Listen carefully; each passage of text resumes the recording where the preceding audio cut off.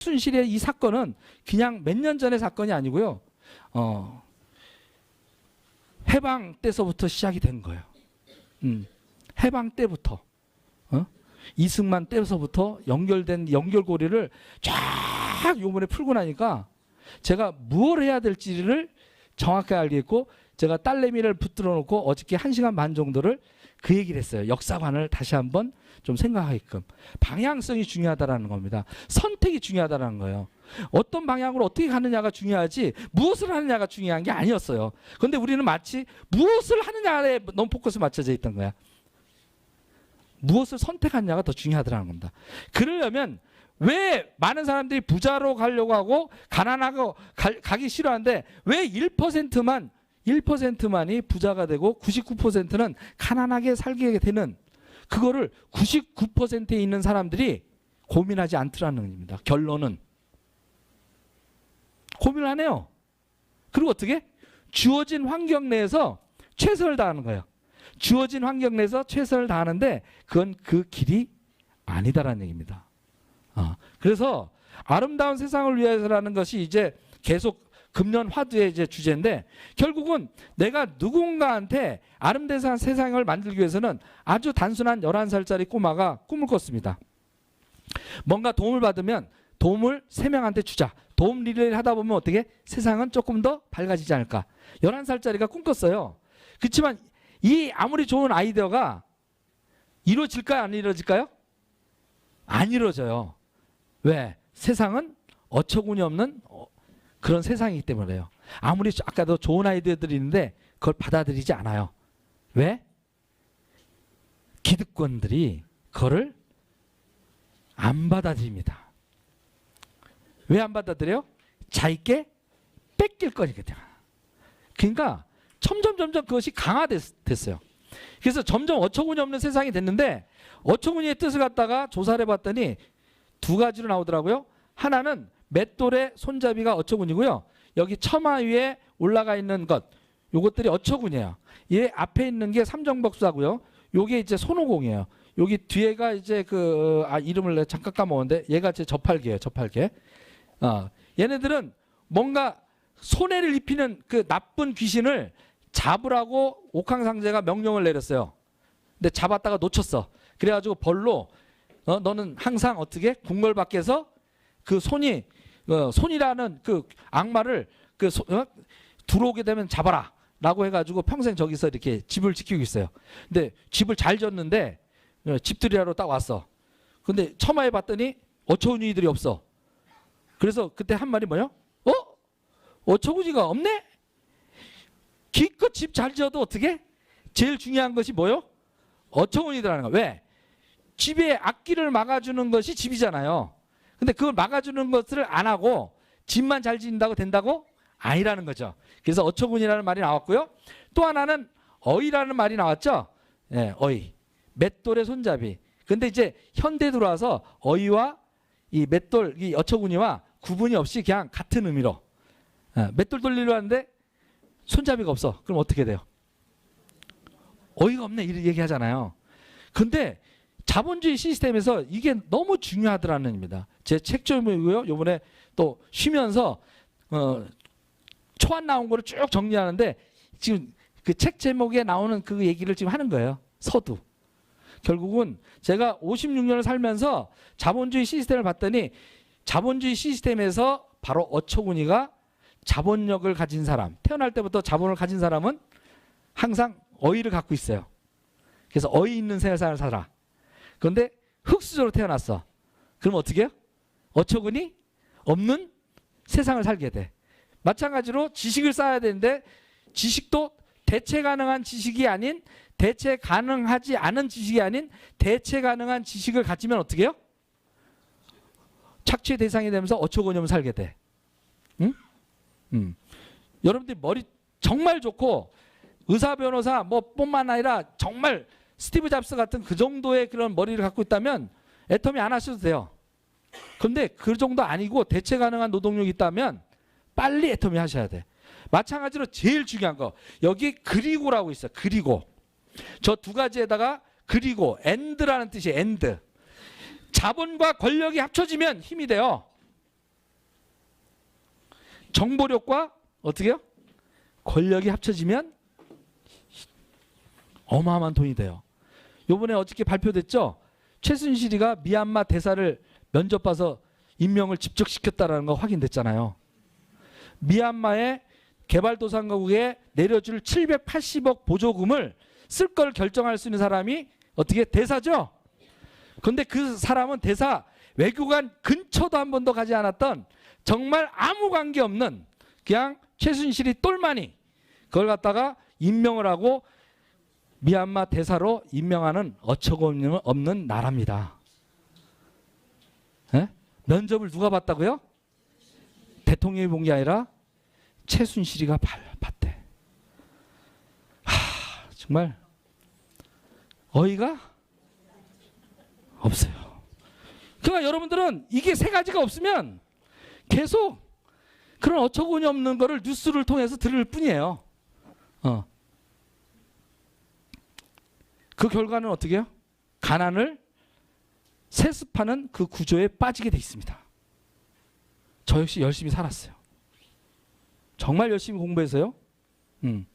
한양대학교 1800명 중에 제가 10등으로 들어갔어요. 한양공대. 그리고 삼성 58대 1 뚫고 삼성에 들어갔습니다. 그리고 기술사 시험 제 동기 중에서 제일 먼저 땄습니다. 그러면 되는 줄 알았어요. 열심히 살았습니다. 시키는 대로. 그런데 가난을 대를 물려주는 것은 어떻게? 끊지를 못하더라고요. 그런데 애터미가 가난을 끊어줄 수 있는 그 기회로 저는 받아들였기 때문에 이 사업을 하는 거예요. 남들이 뭐라고 해도. 각자 여러분들이 갖고 있는 그런 꿈이 틀려야 돼요. 각자가 있을 거예요. 이걸 받아들이는. 저는 가난을 끊고 싶었어요. 그런데 방법이 없었어요. 아무리 열심히 살아도 방법이 없더라는 얘기입니다. 근데 이렇게 봤더니 태어날 때부터 부자가 있더라고요. 네. 빌딩을 소유하거나 뭔가 시스템을 소유해서 태어난 사람들. 이재용 그냥 손자로 태어났잖아요. 이건희. 이병철에. 이건희는 어떻게?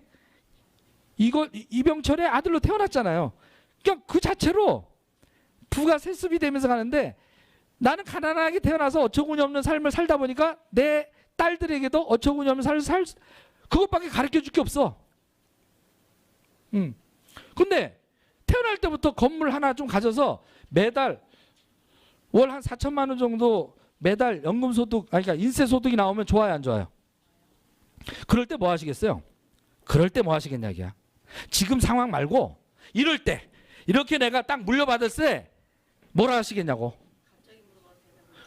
그러니까 뭐 하시겠어? 여기는 아직 생각이 없어. 그 생각이. 여기는 뭘 써? 돈 어디다 쓸 거냐, 그야. 4천만 원 어떻게 쓰냐고. 매달 매주 1,000만 원씩 쓴다고 생각하면 어디다 써야 될까요? 다시 돈을 모아서 빌딩을 산다. 바로 그겁니다. 대부분 자본주의 시스템에 있는 사람들이 빌딩을 하나 소유하면 또 하나를 더 사요. 바로 거기에서 탐욕이 나옵니다. 그리고 자기만 배부르게 하는 그런 시스템이 나와요. 맞아요. 나빠요. 우리 애터미는 나눔이야. 나눔을 생각하는 사람이 이 사업을 성공해요. 애터미의 성공 비결이 뭐라고요? 나눔 정신이 있는 사람이야. 왜? 다른 데서는 아까 그게 성공한 방법이에요. 내가 있으면 그걸 가지고 또 다른 걸 내취하는 거. 그래서 자본주의가 여기까지 온 거예요. 1%가 이제 미국에서도 99%를 새롭게 생산된 2008년서부터 새롭게 생산된 잉여 가치를 1%들이 독점하더라는 거야. 2008년 이후부터 전 세계가 그러고 있습니다. 왜? 우리는 이게 없는데 이 사람들은 있으니까 어떻게 해요? 또 사는 거야. 계속 사도 계속 늘어나는 거야. 이걸 있으니까 옆에 있는 거 10억짜리 모아서 또 사니까 그게 또 50억이 돼. 또 50억이 또 대출받고 또 하니까 또 어떻게 더 생겨. 자꾸 생기더라는 거야. 근데 어떻게? 여기에 속해 있는 사람들은 가서 일을 해요. 그쵸? 여기 있는 사람 부자 돼요? 여기 있는 사람들이 옛날에 좀 부자가 됐어요. 의사, 변호사 이렇게 되면. 근데 지금은 마찬가지야. 의사, 변호사들도요. 대체로 수입이 이제 적습니다. 그리고 한의사 같은 경우는 50%가 망해요. 요즘 개업하면 어떻게 돼요? 50%가 망해. 왜 망해요? 이걸 이해해야 돼. 한의사들도 이걸 가르쳐줘야 돼. 물가도 있지만 그게 아니에요. 의사보다 옛날에는 한약재를 갖다가 한의사들이 독점해서 팔았다고. 근데 이제는 뭐 딱이야. 뭐 요게 정말 좋은데 거기에 아우고 정말 좋은데 무슨 얘기냐면 건강보조식품 이게 의사가 아니고 한의사가 아니더라도 어떻게? 다 시장이 먹는단 말이야. 세상이 바뀌어버린 거야. 그러니까 망하는 거야. 세상을 읽지 못하면 망하는 거라는 거죠. 결국은 노동 수익을 바탕하는 사람들은 대체 가능하기 때문에 망합니다. 의사도 대체 가능해요.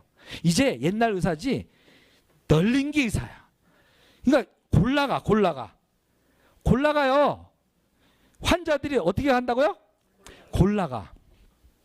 더 시설 좋고 더 빵빵한 학벌 더 좋고 더 유명한 데로만 몰리고 그렇지 않은 데는 다 망해요. 바로 1%의 독식의 시스템이 여기도 이제 간 거예요. 변호사 됐다고 되는 게 아니라 어떻게? 변호사도 김앤장 뭐 이렇게 짱 이렇게 들어가 있는 데 있잖아요. 거기가 속하면 그 사람은 다 먹는데 혼자 개업하고 하는 데는 어떻게? 개털. 임대료도 못 낸대. 그런데 어떻게? 나 어디 나왔다. 체면 차리고 살고 있더라는 거야. 진정한 부자는 뭐야? 결국은 이 사람들이 가서 일해서 돈을 누구한테 바쳐? 시스템을 가진 사람한테 바치더라는 거야. 결국은 진짜 부자는 시스템을 소유해야 되는데 아까 얘기한 대로 어처구니가 없으니까 자본도 없고 권력도 없고 그쵸? 저한테 가서 뭐 좀 돈 바치라고 해도 아무도 안 듣더라고. 근데 순실 아줌마가 얘기하면 알아서들 막 바쳐. 그런 권력이 없더라고 나는. 근데 내 자식도 없어. 그러니까 어처구니 없이 살게 됐지. 결국은 진짜 시스템을 갖고 있는 사람들은 정말 살기 좋은 것이 자본주의 시스템이에요. 그러나 없는 사람들한테는 아주 불행한 시스템이에요.